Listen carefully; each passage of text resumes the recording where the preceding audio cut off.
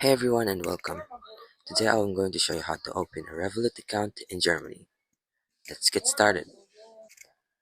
After opening the app, choose the country Germany and type a number.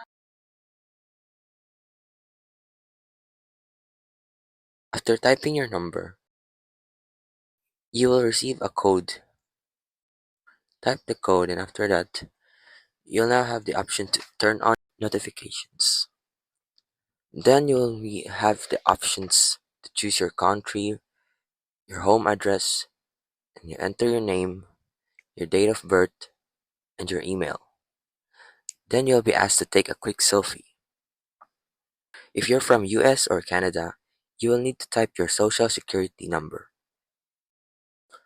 After that, you'll need to choose the options and what do you want to use Revolut for. And that is how you open a Revolut account.